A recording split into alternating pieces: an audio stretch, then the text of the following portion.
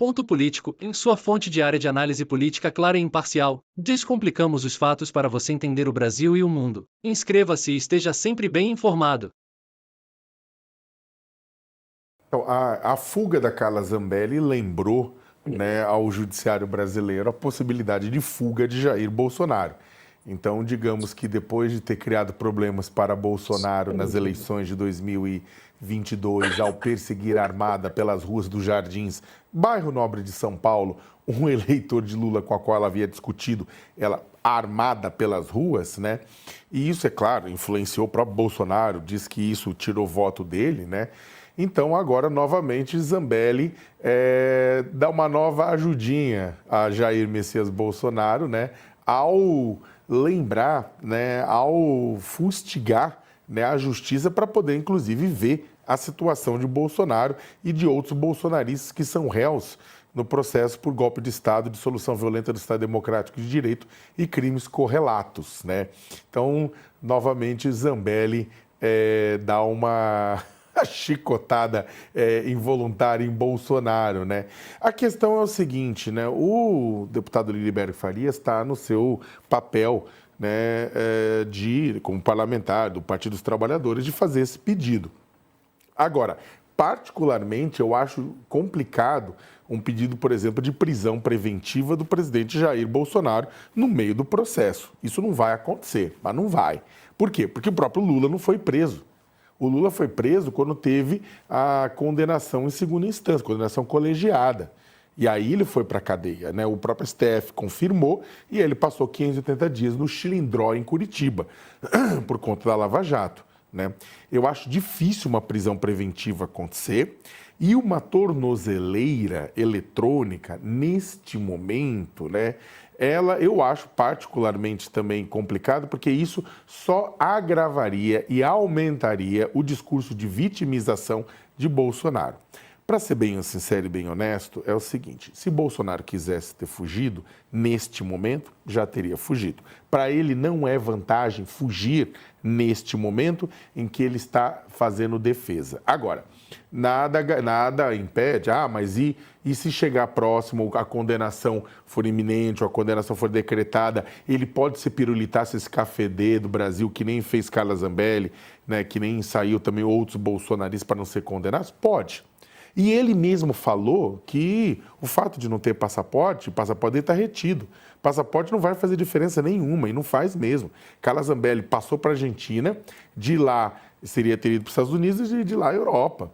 Então, o que acontece? O Bolsonaro, não tem dúvida nenhuma, conseguiria, né, via Argentina do amigo Milei, passando para os Estados Unidos ou passando para outro lugar, conseguiria fugir sem passaporte, sem nada. Né? Isso não é um problema. Então, eu diria o seguinte, que a questão é um cálculo político do próprio Bolsonaro. Se ele fugir, ele pode falar, estou livre, estou tocando a resistência no exílio, mas ao mesmo tempo vai colar nele a peste de fujão, nele e nos candidatos dele em 2026. Então, eu acho que ele até é capaz de buscar uma prisão domiciliar se ele conseguir, se ele for condenado, Nath, mas eu acho que esse é o ponto. A Carla Zambelli, né, fez mais um favor para Bolsonaro, um desfavor nisso, só que eu acho que a pressão vai aumentar, mas eu acho que não vai acontecer nenhuma medida dessa, exatamente para não aumentar o vitimismo. Queria te ouvir também, Ronilson, como que você vê essa articulação entre exterior e Brasil nessa discussão? Lembrando que nesse documento, além da tornozeleira eletrônica, o Lindbergh também fala para Bolsonaro ter proibição de acesso a embaixadas, consulados, aeroportos, rodoviárias e questões do gênero, para não atrapalhar, no caso também, ali as investigações, pedindo para não ter contato com nenhuma testemunha investigada no processo. Como é que você vê essa movimentação e essa repercussão? Eu concordo plenamente com o Sakamoto. Eu acho que o Lindbergh está fazendo o papel dele como parlamentar, mas eu acho que é um de energia. Eu acho que duas escolhas do Lindbergh que eu acho que eu considero um grande gasto de energia. Uma é o que ele tem gasto com relação ao Eduardo Bolsonaro, que eu acho que tem ajudado muito mais o Eduardo Bolsonaro na sua mídia, né, internacional. Acho que tem dado um nível de importância que efetivamente ele não tem. O Eduardo Bolsonaro vive numa distopia de uma influência global e, sobretudo, nos Estados Unidos, que eu acho que particularmente ele não tem. Então, acho que essa de alguma forma beneficiando, porque fortalece, né, como o Sakamoto falou, todo esse contexto de vitimização, eles que sempre foram críticos, né, de vitimização de parlamentares e políticos de esquerda. E com relação a Carla Zambelli também, quer dizer, até pensar estrategicamente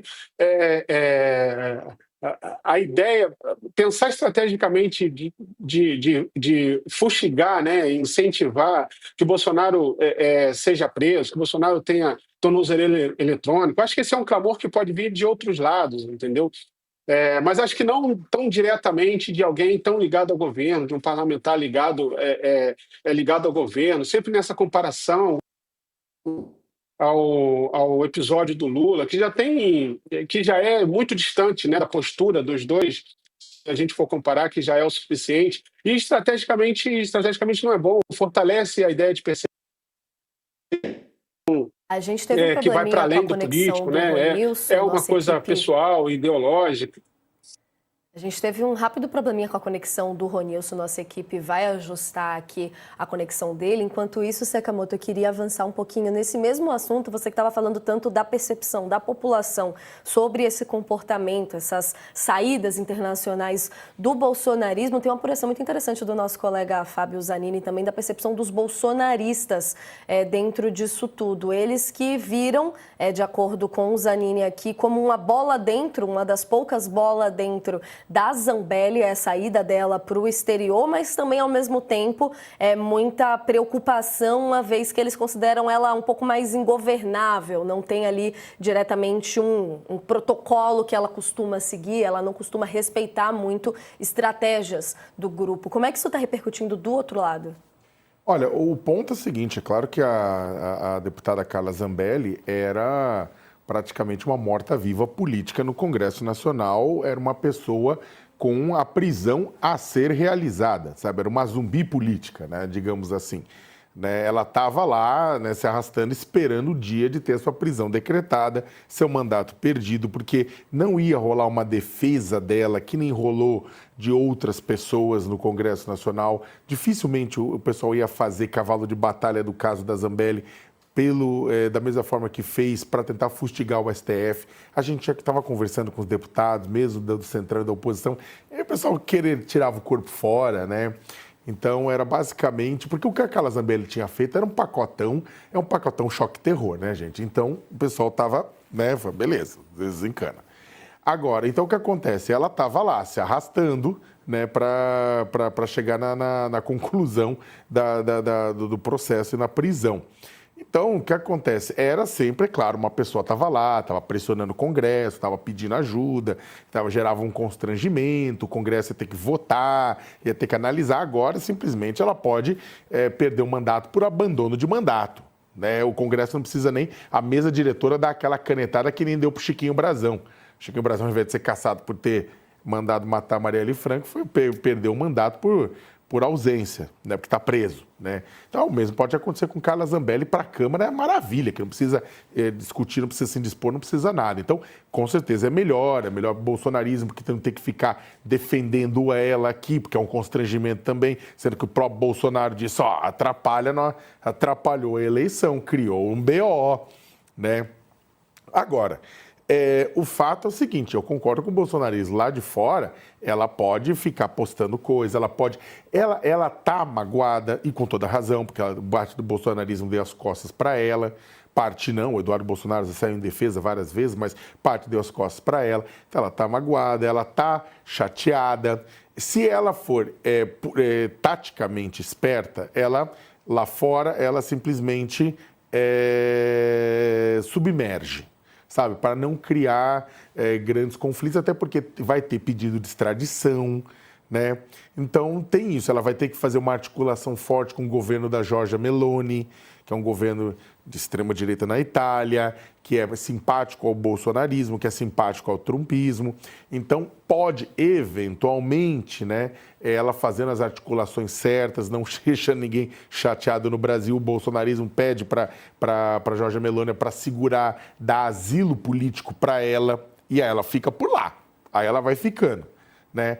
Teve o Pizzolatto foi deportado, né? Foi brasileiro, tudo, mas nesse caso não teria um interesse ideológico do governo local. Vai que o governo local fala, não, eu vou apoiar da mesma forma como o Brasil, durante o governo do PT, manteve o Cesare Battisti aqui, apesar das denúncias, das acusações e condenações de assassinato na Itália. Então, eles podem manter lá e falar, é uma decisão política, vamos conceder asilo. Mas, para isso, ela não pode causar problema lá, ela não pode, e ela tem que garantir a simpatia do bolsonarismo aqui, que vai ter que ajudá-la nesse processo. Então, nesse sentido, talvez para ela seja melhor submergir. Gostou desse vídeo? Se inscreve nesse canal, curte, comenta e compartilha para que mais pessoas saibam dessas informações.